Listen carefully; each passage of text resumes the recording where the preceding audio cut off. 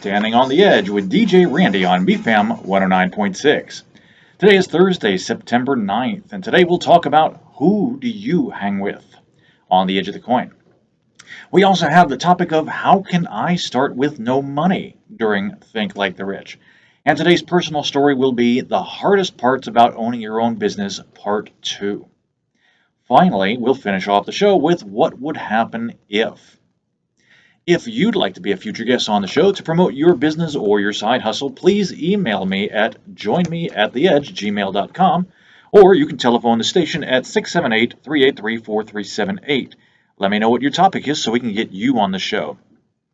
You are listening to Standing on the Edge. When we come back, it's time for the Edge of the Coin here on BFAM 109.6. Back to the show. The Edge of the Coin is brought to you by the CS Media Group. We provide the outstanding talent, and you get the extraordinary entertainment. The Edge of the Coin is a segment that shows us a way of opening up our mindsets to allow us to explore both sides of any situation. We're going to jump into today's topic, which is who do you hang with? Now, this, of course, just like every other topic that I happen to have, in my radio segments, radio shows, Standing on the Edge here for the past year and a half or almost year and a half that I've been doing this. And thank you, by the way, for tuning in for so long. And if you are a brand new listener, thank you very much for coming in and joining us as well today. But as I said, this segment, just like basically every other segment that I do, is designed to make you think. So you can take this in any direction you want to go ahead and take it in, and it'll pretty much work in that particular area as well. Who do you hang with? If you talk to, you know what, let's go ahead and take it through the ranks, okay? We're going to go ahead and start off with babies. Who do babies hang out with? They hang out with moms. Why? Because that's all they know. They have no choice. They hang out with grandparents. They hang out with the best friends. They hang out with whatever. Heck, they hang out with other babies. Why? Because they, like I said, they have no choice. They are forced to be carried everywhere they go and placed in that particular situation. So they learn whatever they learn in their different scenarios from there. Well, let's go ahead and take it up a few years here, okay? All of a sudden, that child's now 4, 5, 6 years old, right in that range. Who do they hang out with? Who do they hang out with? Well, they're going to hang out still primarily with parents, primarily with grandparents, aunts, uncles every once in a while, and the neighbors are starting to get involved here as well. But here's the interesting thing. They're learning a little bit of independence. So they get to go ahead and play with the kids that are next door as they move on, as long as mom and dad are okay with it, and on both sides and so on and so forth. And they know where the kids are at, and they come check on them every once in a while. But they start hanging with the kids in the neighborhood. Or excuse me, the neighbors, basically next door neighbors most of the time. And of course, they still go out to their field trips on to the grandparents' house and to the aunts and uncles and so on and so forth. And you move on from there. And they start learning social skills out in the neighborhood restaurants as well while they're doing that. We move on a little bit. All of a sudden, bam, they're in first grade. First, second, third, fourth grade, and they're in quote-unquote primary school. Who are they hanging out with? Now it's no longer mom and dad for the most part. Now it's teachers and other kids from the whole area. We're talking a good 3, 4, 5, 6 square mile area all around the school that everybody's funneling into and going ahead and learning brand new things. Brand new things. Now, of course, this would have been before COVID, okay? Pre-COVID, this is how it normally would be. After COVID, it's kind of thrown up in the air because you got half the time where people are learning online and half the time people are in school and whatever. But we're still going to give it the benefit of the doubt. So they're learning and hanging out with kids in school. They're learning all kinds of stuff, and I'm not just referring to what the teachers are telling them in their facts, figures, and textbooks. I'm talking about these kids are smart, okay? You got to figure that out. Kids are smart. They're learning more from what you don't say, meaning what you do and you don't do in certain situations, than they are by you just up there going yak, yak, yak, yak, yak, talking about something that's dry and dusty, and they're really not interested in learning how to go ahead and do. So they're learning habits. They're learning good habits. They're learning bad habits. They're learning foul habits. They're learning brand new vocabulary that most teachers don't want them to learn, and most teachers are probably ignorant of them learning anyway, as well, because stuff happens and changes on a regular basis. Now let's move on down the road a little bit. You're in middle school. Middle school, in my opinion, is probably the worst time for kids to go ahead and hang out. Why? Because all of a sudden, they're no longer friends. They're now part of a group or a clique or, I'm 53 years old, so I learned it as a clique and a club or whatever. And it's either you're in with the cool kids or you're not in with the cool kids. At least in primary school, everybody was a cool kid because everybody just wanted to have fun. That's all it was to it. But now we're interested in clothes and we're interested in hair fashions and we're interested in lipstick, guys and girls. We're interested in how long your fingernails are. We're interested in who's doing drugs and who's not doing drugs. We're interested in the music of the moment. And of course, that's always been the case, but the music of the moment used to last for at least 6 months before they went ahead and changed it. Now it's 6 minutes. It's like, oh, that's just so 6 minutes ago. Anyway, you're still trying to figure out who you are, and you learn who to hang with and who not to hang with. And conversely, most of the time, it's not even that. It's who you hang with or who you are forced to hang with, is what it ends up being in middle school. Now, in high school, it's the same way, but to a little bit lesser degree. There, at least, you've got some sort of confidence going on. And for the most part, you learned through middle school that, you know what, it just doesn't matter who kids hang out with as long as you're learning the stuff that you want to learn, you're going where you want to go, you're doing what you want to do. And it's, there's still the cool kids club, and there's still the jocks, and there's still the musicians and the band geeks and the let's see, how did my daughter call it? The orchidorks, the people that were in the orchestra. And then of course you got the science club nerds, and then you got people that just don't fit in anywhere. And they're the kind of loners. And most of the time, that was the crowd that I hung out with. I hung out with me, myself, and we were a crowd. Yes, just a small one. Anyway, um, you get into adulthood. And if you decide to go to college, well, you got new crowds to hang out with there. You can hang out with the lounge lizards if you want to. You can hang out with the teachers. You can hang out with the people that study all day long to try so desperately hard to go ahead and make sure that their grade point average is exactly where they want it to be or better every single day. And, then you got people out there that are in college that are just there to go ahead and party and have a good time, regardless of whether they're in the lounge or not.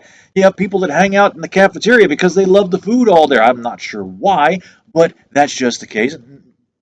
Now, let me back up for a second, because there are some schools out there that actually do have good food, and most of the time it's imported, but that's another story. Anyway, after that, you go ahead and move on to your working days. And here's where it really starts getting interesting, because in my opinion, this is the second worst time of life, right behind the middle schoolers. Why? Because once again, you're being thrust into situations that, number one, you have absolutely no clue what it's like. You've already got established groups and cliques and people that hang out doing whatever. And the very first people that you meet is typically the person or people that you're going to go ahead and hang out with, as long as they're not the boss. Why? Because the boss is not cool. It doesn't matter how cool the boss is not cool. And we all know that. Even the bosses know that, okay? And that's, I think, in my opinion, a lot of times why bosses end up being such buttheads. Because they figure, well, if I'm going to be labeled as a butthead, I'm just going to go ahead and act like it anyway, and they move on from there. That's, not necessarily true. It's a blanket statement, but you understand what I'm trying to say from there. My point is this: most of the time, the people that, when you first get into the business world, the people that you hang out with are going to be the ones that are complaining, the ones that don't want to do anything but use up the boss's time and the boss's money talking to you about what's wrong with this company, what's wrong with this scenario, what's wrong with this business industry, what's wrong with. You take the subject, insert it in there, and they're the people that are going to go ahead and talk about it. It doesn't matter. It happens all the time. And if you don't believe me, turn on a radio station. It happens constantly. Sometimes it even happens on this one. I hate when it does. I'd rather have you to be able to give you some form of great content that you could take away and use for yourself, but it still happens. So for those of you that are like, I don't like that station because of this, well, give them a second chance. Find another part of the time or time period where they don't talk about that, and move on and have a great time while you're doing that. That is true for every radio station, including ours here at BFAM 109.6. But here's the final takeaway from this particular thing, and the opposite side of the coin. Who do you hang out with? Well, like I said, most of the time you hang out with the people that are complaining, the ones that are out by the water cooler, the ones that are, and I'm going to say it, and I'm going to get hate mail for it, they're the losers. Plain and simple. Why? Because they are not productive. They're not productive at any rate at all. And the only thing they do is waste your time. Now, they're going to do it in great ways and creative ways and fantastic ways. And they're going to go ahead and start talking about stuff that's interesting, like, hey, did you see that Clippers game last night? Hey, did you see what the Braves did? Hey, did you go ahead and check out this new YouTube video where they got the cats dancing naked up on stage? Cats are always naked, but that's a different story anyway as well. The point is, they're always going to be distracting you from what you need to be doing. Now, if you've got a job and your job is to be distracted to the next thing so you could go ahead and take that information and move it on to something else, great. That works. But most of the time, that's not the case. It's just wasting your time, which then forces you to get as much done as possible in a shorter period of time to go ahead and do it in. And you've constantly got your boss being a butthead, hounding you, breathing down your neck because you can't get done what you need to get done. Why? Because of the time wasters. Okay? Bosses do the same thing. It's just that they do it at a higher level. Middle management hangs out with middle management. Why? Because the lower management doesn't want to do anything but complain about them. So they hang out with middle management and they go ahead and complain to the other middle managers about what's wrong with this scenario, what's wrong with these people that I got working with me, what's wrong with this industry, what's wrong with, once again, name the subject, it's in there.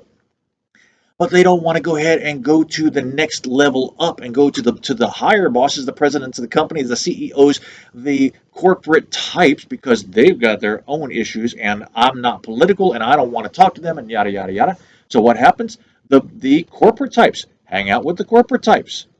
Heaven forbid they should hang out with the entrepreneurs. Heaven forbid they should hang out with the owners of the company. And what I'm trying to get at in this is that every level area you go, you've got your own set of losers. You got your own set of time wasters and so on and so forth.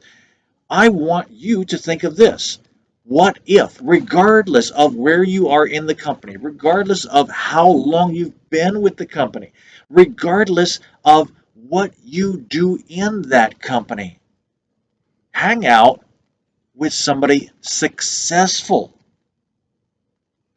Hang out with somebody that's actually doing the stuff that needs to get done in a timely fashion, whether they do it at the beginning of the day, at the end of the day, at after hours, whatever, but they get their crap done, and they seem to be able to go ahead and sail through the day having a great time, and they seem to be able to go ahead and sail through the day avoiding the time wasters, and they seem to be able to go ahead and sail through the day with just a great attitude in general. Hang out with them. If you're a salesperson, forget about hanging out with most of the other salesperson. Find the best salesperson on your team and hang out with them. You might not be able to hang out with them 24 hours a day, but give them 5 minutes, give them 10 minutes every single day. Find out every day what you can do to get better. Find out what they're doing to stay that way. If you're in middle management, forget the time wasters. Forget about hanging out with the other middle managers. Go hang out with a corporate type. See what things are like on their end. Go hang out with the successful people in your department below you. If you're a corporate type, do the same thing. Get the successful people in the other departments, hang out with them for a few minutes. Find out what's going on. Find out what's happening in their lives. Find out how they stay successful in what they do. Talk to the entrepreneurs. Talk to the owners. Do whatever you can and get great subject matter ideas, whatever you want to do it from them. And then do the most crucial thing of all. Do what they do. Practice what they practice. And if it sounds horrible, if it sounds stupid, if it sounds like something that would never work for you, then you know it's probably going to work. Two reasons. First of all, because you are against it. Secondly, because they're making it work. Now, if you try what they try and you do what they do and it still doesn't work, okay, fine. Then find something else. But the idea is you doing something out of your comfort zone and you're going ahead and making your life a better thing. Hang out with somebody else that's not a whiner, that's not a wiener, and is not a time waster. Now, I got a question for you. Do you happen to have any business questions that you're researching you just can't quite get the answer to, but you don't want to look stupid by asking it? Is your internet search giving you 10 million different ways to look at what you don't want to know? Let me know because I want to help. Simply send me, DJ Randy, an email to joinmeattheedge@gmail.com, or you can call the station at 678 383 4378 and I will answer your question on the air, or I'll get back to you very quickly with an answer if I don't know it. By the way, these can be anonymous too. You don't have to put your name on it. That's perfectly fine. Just send me the question, and I'll go ahead and answer it. You'll know exactly who you're talking about, or who I'm talking about. Once again, that email is joinmeattheedge@gmail.com. Double T's, double E's, all smashed together with 5 words, joinmeattheedge@gmail.com. You are listening to Standing on the Edge. When we come back, it's time to Think Like the Rich here on BFAM 109.6. To the show, Think Like the Rich is brought to you by Hers Decadence, offering luxurious refreshment for your body inside and out. You need to treat your body and that of your lover to a bit of luxury from Hers. You can find out what's available from there by emailing Heather at hersdecadence@gmail.com. Before I move on, I got to say something about Hers. I was talking with Heather just the other day, and she has just started experimenting into different types of bath bombs and said these things are coming out wonderfully. She even made it was a lavender bath bomb, and they came up with a coffee scrub soap, which I thought was rather cool. Haven't tried it yet, but it sounds very interesting. I'll have to go and check it out and let you know what it's like. Moving on. Think Like the Rich is a segment designed to help everyone think past their circumstances and encourage a different course of action. Today's topic is, how can I start with no money? How can I start with no money? Okay, well, this is the interesting thing because this moves back to the whiners and wieners section that I was talking about just a few minutes ago in my last segment. And the successful people, basically, it's part of the cool kids club or the non-cool kids club kind of. And if you decide to let it happen, then you're going to go ahead and hang out with the whiners 100% of the time. If you decide to let it happen, you're going to hang out with the winners 100% of the time. But that's totally up to you. How can you start with no money? Well, now this show, Standing on the Edge, is designed primarily for entrepreneurs, small business owners, and their investors.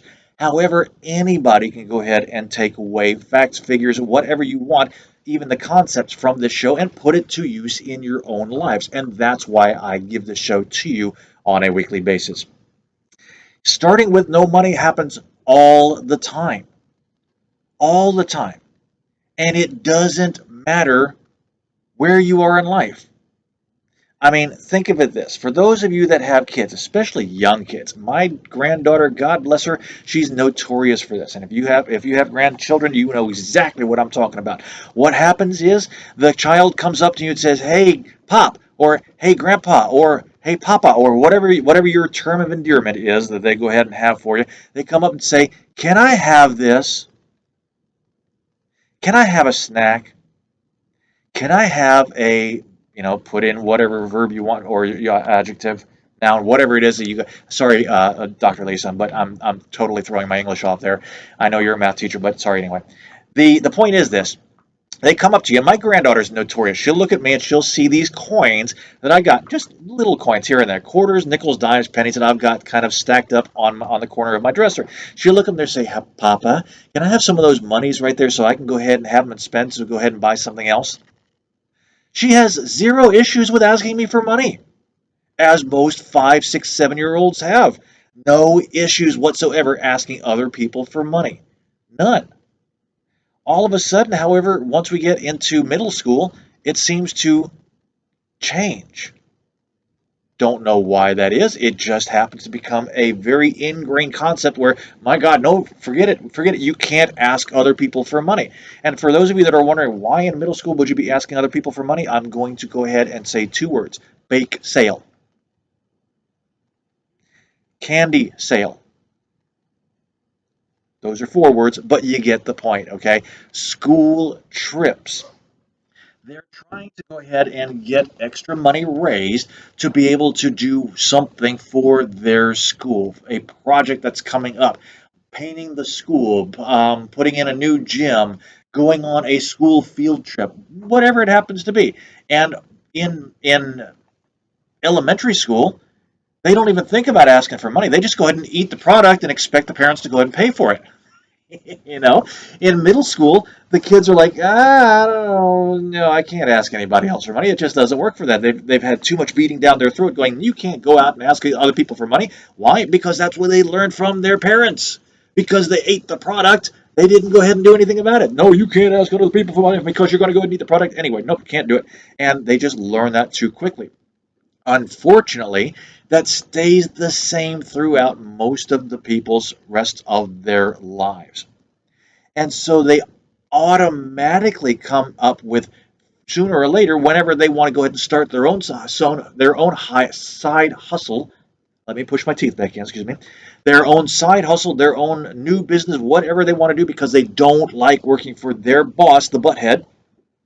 They want to go ahead and start something brand new, but they don't know how because they don't make enough money to do so. I got news for you, kids. Nobody makes enough money to start the brand new thing. Nobody. Let me say that again.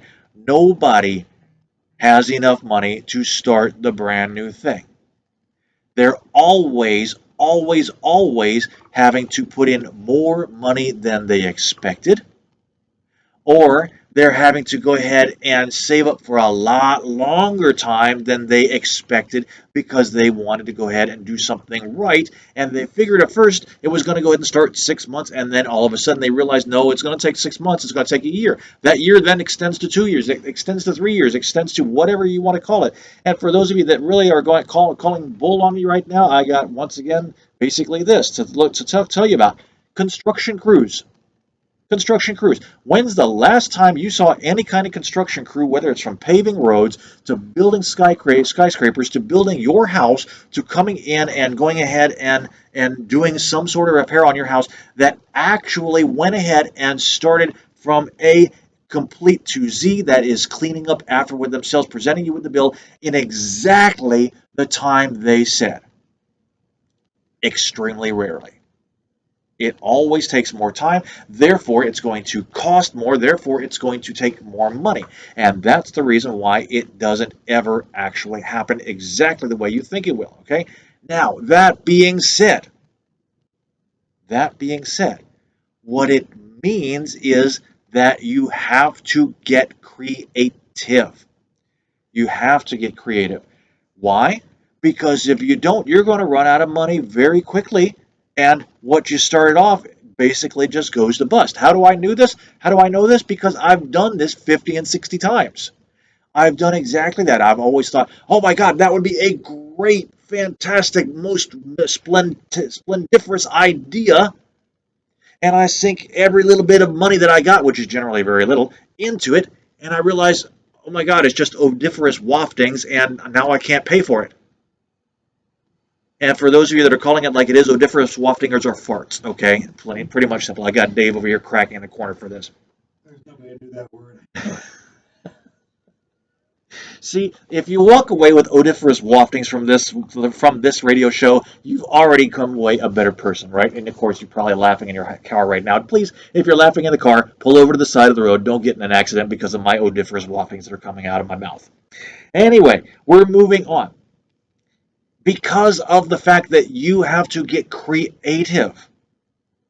What does this ultimately mean? It means that you don't have to use all of your money to get things moving.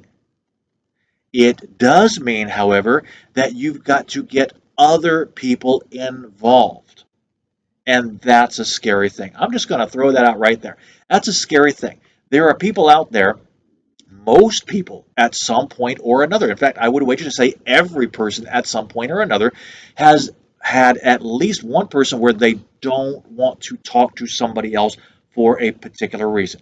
And it could be any reason at all. It could be the fact that they got eyebrows that are hanging up to their hairline. It could be the fact that they're bald. It could be the fact that they wear weird clothes. It could be the fact that they stink. It could be the fact that they're walking around with odoriferous waftings happening the whole time behind them. It could be the fact that they don't walk the way you do. It could be the fact that they have no arms or legs. It doesn't matter. And we're going to come back to the armless thing here in a few minutes. The point is this. Number one, if you don't put your idea, your business, your hustle, your whatever you wanted out to somebody else and give them the opportunity to say yes and give them the opportunity to say no and leave the choice up to them, where's that going to leave you? With nothing. It's going to leave you with an idea that never comes to fruition. It's going to leave you with with something that you started and you get very frustrated and bored with because all of a sudden you can't do anything with it.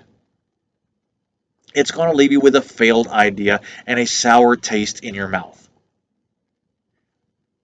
If you go ahead and get creative and you start lifting and sending and pushing your idea and your product and your service and your whatever it is out to somebody else, and you give them the option to say yes or the option to say no and say, hey, I need help. This is what I got. Can you help me make it better, or do you like it is? And let them help you out. Most of the time, they're going to say, yes, I can help you. They might not help you by going ahead and paying for your product, but they will definitely go ahead and give you feedback that you can make your product, your service, your whatever it is better if you decide to go ahead and do it. Now, for other salespeople that come out all the time also, and God bless them because we need salespeople as much as I hate to say it sometimes. We need salespeople because they're the ones that are moving things along as you go on. But when I say salespeople right now, I'm talking about the ones in quotation marks, the sales people, okay? The ones that are bite your leg, never let go kind of salesperson until you go ahead and until you buy from them, okay? If you go ahead and bring your idea to them, the first thing out of their mouth is going to be, you know what, that's a great idea. Let me help you with that. All you have to do is go ahead and buy my product, and that will make you a better person to be able to do what you need to do.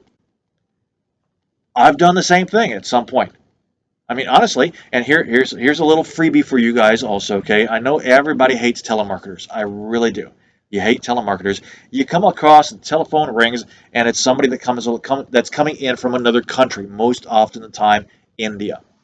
Don't know why, but it just happens to be that way. And they're the person that you can't understand what they're saying anyway. So my freebie to you is this, and feel free to go ahead and take it and use it however you want to go ahead and do it. But when they call and I answer the phone, I'm almost always perturbed to begin with. Why? Because they never answer immediately. Never.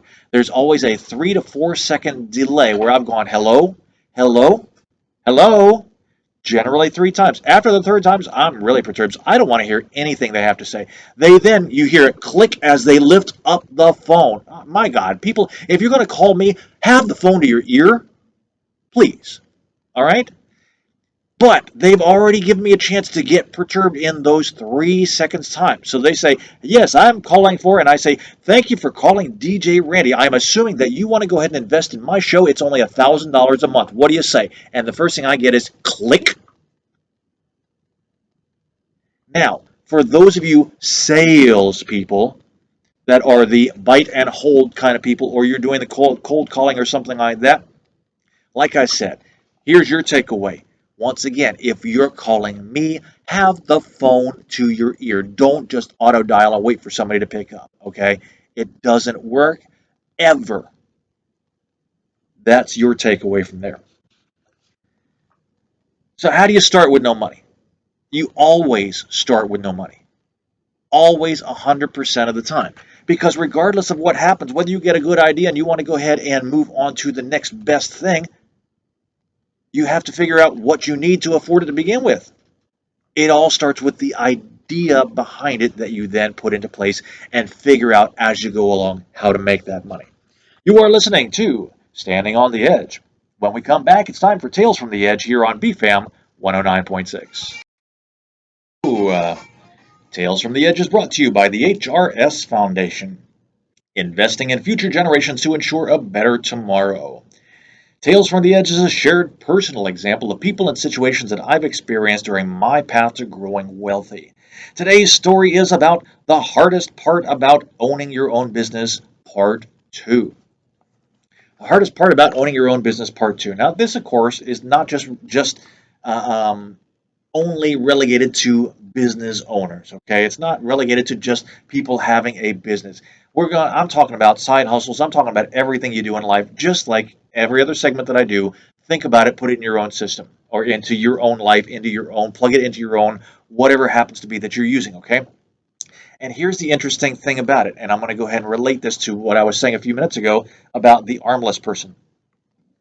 The reason I brought him up was because I just read an article today that that there was a Chinese a swimmer in the Paralympics that won a gold medal. He did it in the category of swimming, armless. The man had no arms, and at the same time broke swimming records. Can you believe that? No arms, swimming, broke the records for the swimming while he's doing that, winning gold medals in the Paralympics at the same time. That's incredible. Why and how does that relate to the hardest thing about owning your own business? It's this: what you think. That's the hardest or the second hardest thing about owning your own business. The first hardest thing, of course, like went ahead and covered last time, is telling yourself what to do. Because you've got to go ahead and cover so many different aspects of your own business, and you got to hire yourself, and you got to fire yourself, and you got to make sure that you're doing a productive job. And you got to make sure that your salesperson is doing exactly what they need to do, and you've got to make sure that your marketing person is doing what you need to do, and you got to go ahead and make sure that all of your calls go out and your emails get returned and so on and so forth. And heaven forbid, you got to make sure that your product and or your service is readily available at any time. And if you're the only person doing it, you've got to be every one of those hats, and you got to tell yourself every time when to do it, what to do it, and how to do it all the time. The worst part is that you also have to go ahead and tell yourself, I've got to go to work. But the second hardest thing is that, like this man without the arms, you've got to tell yourself, you've got to constantly tell yourself that you can and you will do it no matter what. And you've got to buck the odds every day, every time, every single place that you go. You have to buck those odds. What are the odds? The odds are that you're going to fail.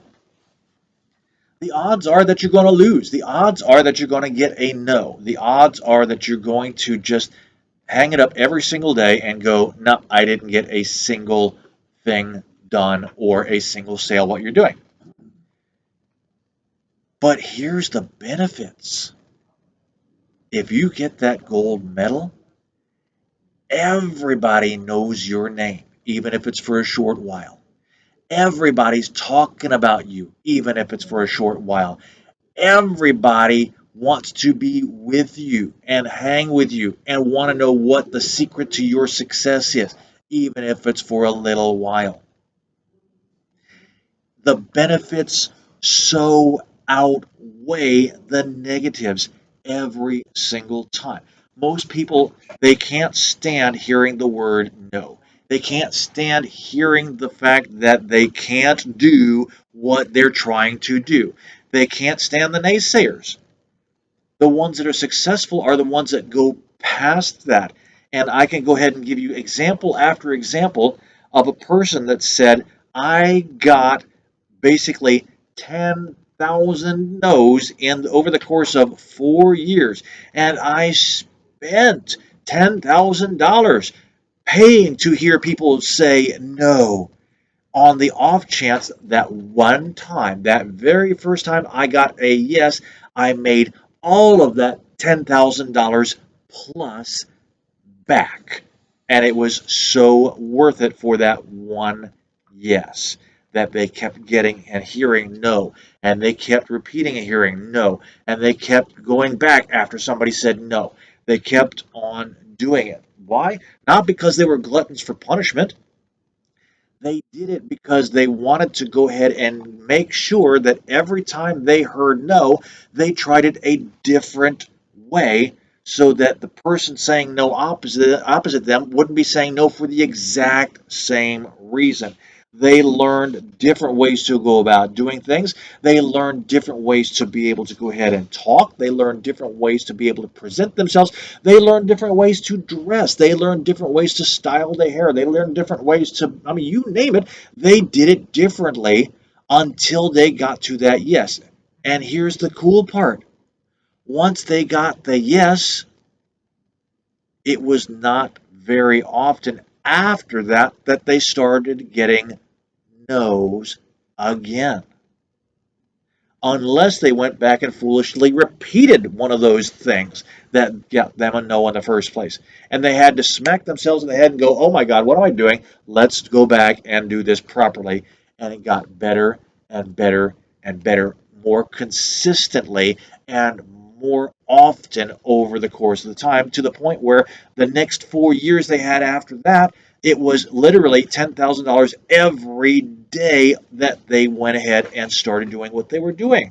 And over the course of those 4 years, they made millions of dollars versus spending $10,000. And it got to be so worth it to them. Armless guys swimming, beating records, winning gold medals. How much cooler can you get than that? It's the same thing once you get to the yes people. But a lot of times you got to go through a bunch of no's to get to those yeses. You have to. But if you are like I was for so long, and still can be sometimes, so lazy that you don't want to do anything but walk out once every week or once every other week or once a month and just go, what do you think? I know you're going to say no. Well, guess what? You've already set them up for saying no. So that's exactly what they're going to go ahead and tell you. If you get out there and you start practicing different ways and you've learned 10,000 ways not to do something, eventually you're going to get a yes. I mean, I've mentioned this man before. One of the best marketers I've ever heard in my life is a man by the name of Dan Kennedy, and he had this one line that really struck me as so incredibly pertinent. He said, I guarantee you, if you go to any place in this city, and it doesn't matter if you grew up here or you didn't grow up here, you can't go to a different place in this city and hang out for 8 hours a day and not get one single person that says yes to something of yours by sheer accident, unless you happen to line up all of the losers in the city and say, hey, I want you because I want you to tell me no. It's not going to happen. By sheer accident, if you do it long enough, you're going to find somebody that says yes. And then take the one thing that they said yes to and apply it to the opposite of everything else that you had saying no to you. You're going to become successful. You're going to become successful. You're going to be able to get whatever you want sold, to do whatever you need to do. It's going to happen sooner or later. Okay. And I know there's a lot of people out there who are going, well, you know what? I can't do that. You're right. You can't, because you said you couldn't. Okay.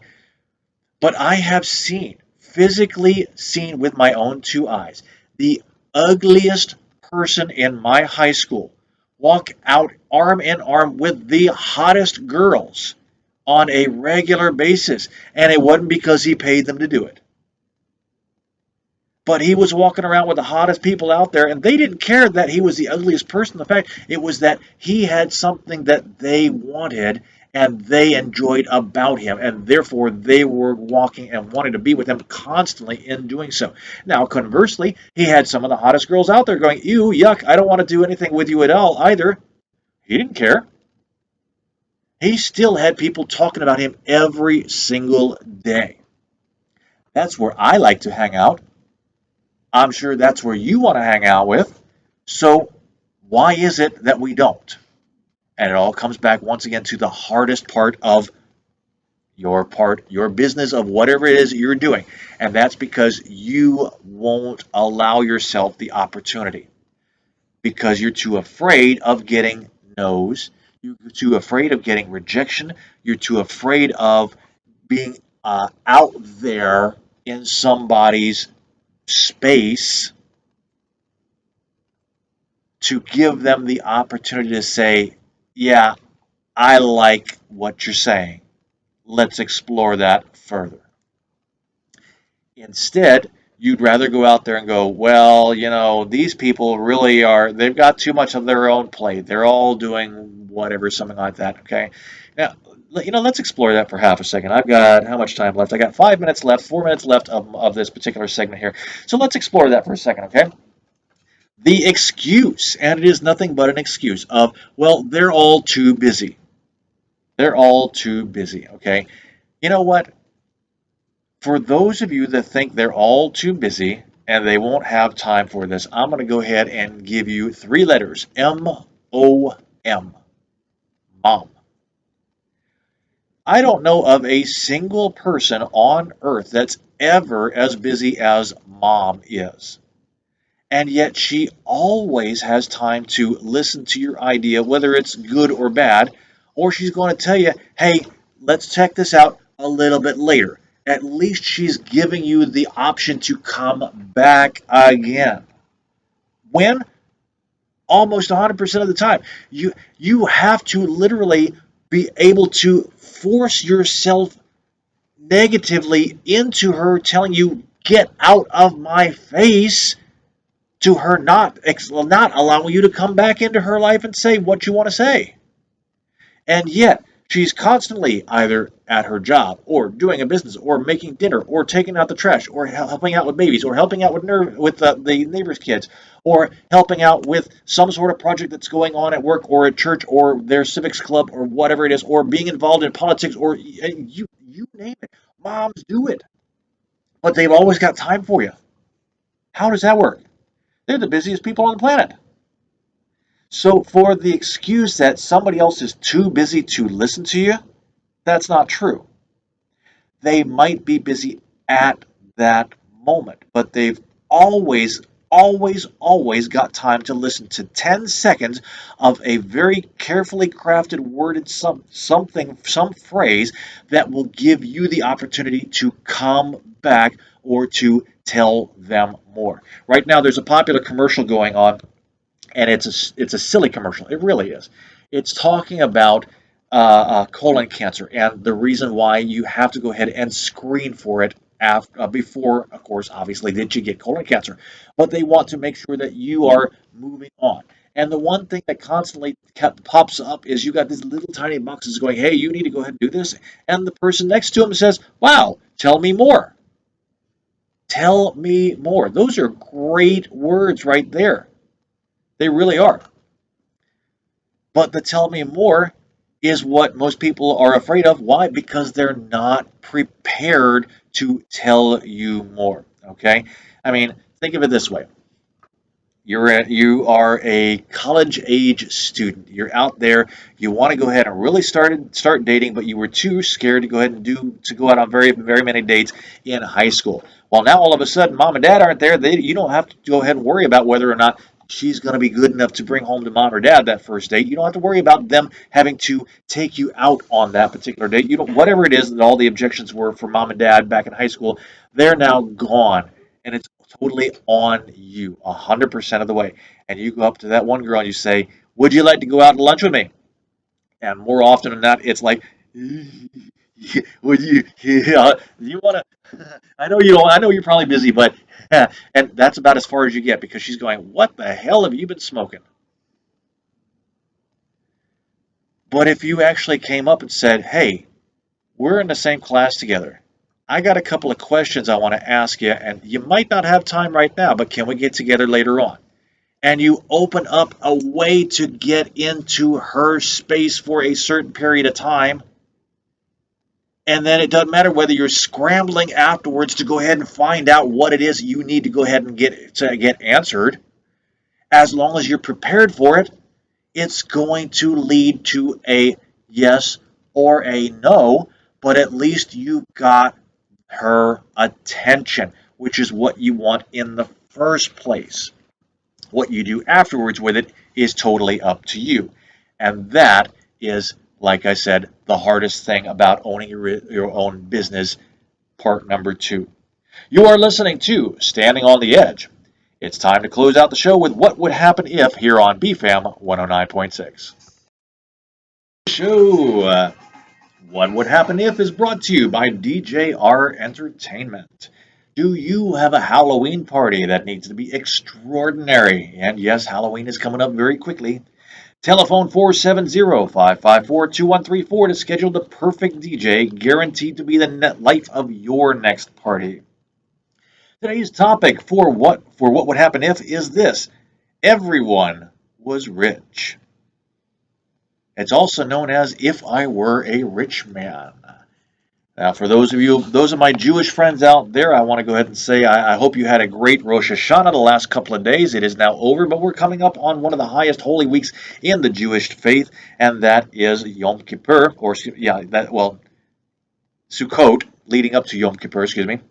That's going on from there. So I wish you the best for that, and of course, congratulations and Happy New Year and everything else that goes along with it from Rosh Hashanah up to this point right now. And of course, this always every year puts me in mind the Fiddler on the Roof movie. And for those of you that are not familiar with it, I'm going to tell you one thing: it's long. Okay, it's long. Parts of it are boring, but there are some really great things about it that don't include singing. This one, however, this part happens to be probably the best song of the whole movie, and it's If I Were a Rich Man. And you've got Tevye, who is the main character right there, and he's going ahead and he's singing, "If I were a rich man, I'd do this and I'd do that, and I would have these, and I would be able to go ahead and walk through golden flavored puddles of poo," or whatever it is they happen to be singing about. That's not true, but you get the idea from there, okay? And he'd have special sheets, and he'd have great beds, and he'd have so much jewelry for his wives, and so on and so forth. And he's constantly thinking of how much it's going on, and and finally comes to the point where probably my favorite line by him is, which he looks up at the sky and he says, "God, I know you chose us for a purpose and a reason, but couldn't you choose us for some different reason?" And I think that's just a great line right there. It really is. Anyway, moving on. What would happen if everyone was rich? Well, the funny thing is this: if everyone was rich, we'd all be bored. And I know people are shaking their heads going right now, "What? Wait, how do you get that?" There are so many things I could do if I was rich. But yes, everybody would be bored. And I guarantee you that if everybody had the exact same amount of money to begin with, within the space of 2 years minimum and 5 years maximum, that amount of wealth that everybody started off with to begin with would flow to a certain group of people. And they're not the smartest people. And they're not the sexiest people. And they're not the people that actually get out there and can talk a lot. It's the people that actually are able to go ahead and do what they say, and then say what they do. And they're both parts to that equation right there. They say what they do what they say, or vice versa. It doesn't matter which way, but it still boils down to the exact same thing. And why am I saying this? Because one of the big popular trends and to-dos today is let's make everybody equal. We got to bring the poor up. We got to bring the rich down to whatever, something like that. And unfortunately, every time I hear that, I get scared. I do. I get scared witless because it doesn't mean that you're going to bring the poor up out of poverty. What it means is you're going to steal from what the wealthiest people have and did to create the things that made you want what they've got, and you're taking it all for yourself and giving a little bit out to other people in the name of the greater good, in the name of social justice, in the name of whatever you want to go ahead and call it. How do I know this? Because it happens time and time and time and time again. And for those of you that think, well, we've done so much great good in the world, I applaud you for it. I do.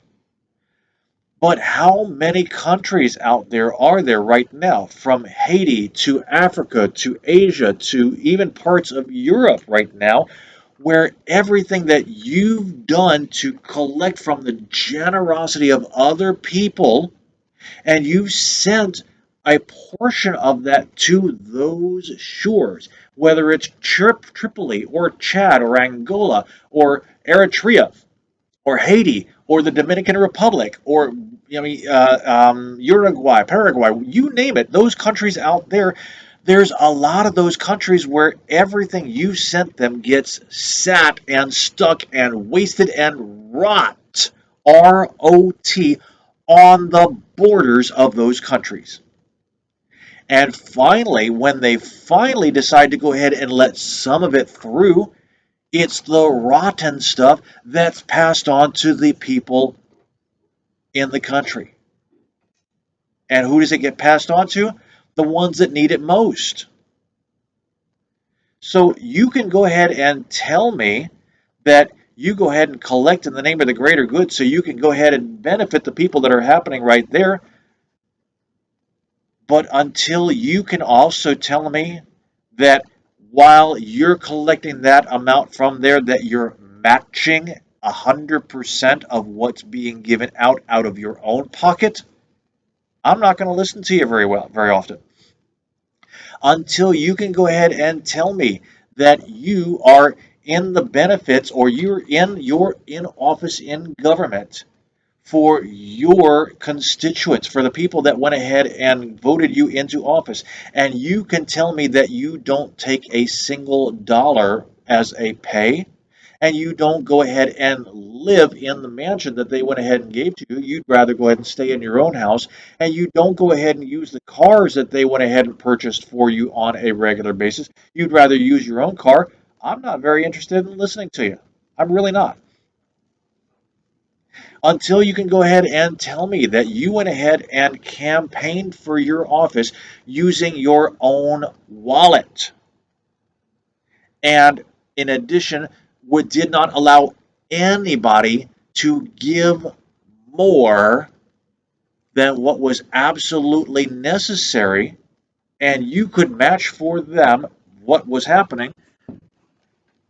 I'm not interested in listening to you most of the time, regardless of the ideas that you got. Because here's the thing, until you can show me that you are productive in creating something, in making something happen that does not involve taking it away from somebody else and redistributing it, then I don't think that you are a wealthy person and need to be a rich person. I think you need to go ahead and put yourself back in line with everybody else and let the productive people get to work and do what they need to do. Because if everybody was productive, if everybody did what they said what they were going to do and then said what they did, everybody would be a rich man. And via extension, rich women as well. And there are plenty of those right now. Before we go ahead and end out the show, I want to go ahead and mention one thing, and that's something that's happening tonight. Dave's got a special person coming in that's going to be holding an event on, I think, a week from Saturday. Dave, will you go ahead and mention something about that, please? Yeah, tonight on the Better as Possible show with Ryan Hatchett, we have the representatives from Project Help Atlanta. They're presenting Service with Salvation this Saturday at the Salvation Army in downtown Atlanta from 11 to 2 p.m.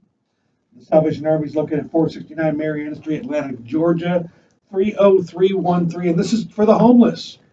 We're going to help the homeless out. Randy's going to be there. Ryan's going to be there. I'm going to be there. A couple other personalities from BFAM 109.6. And we're going to be giving to the homeless haircuts, vaccines, martyr cards, wellness checks, food truck. There's going to be arts and crafts. There's going to be a game truck because there's homeless kids that actually don't have game systems. There's going to be a nice guy doing his truck. Hygiene kits, blankets, and coats. Excellent. You said that's this Saturday? This Saturday, September 18th. So that's not this Saturday, That's that's a next week from Saturday. Saturday. Yeah, next Saturday, September 18th, 11 to 2. The show is tonight at 10 o'clock. My bad. That's all right, no problem. So definitely go ahead and tune in here to BFAM 109.6, 10 o'clock Eastern Standard Time, Eastern Daylight Time, whatever it is, it happens to be.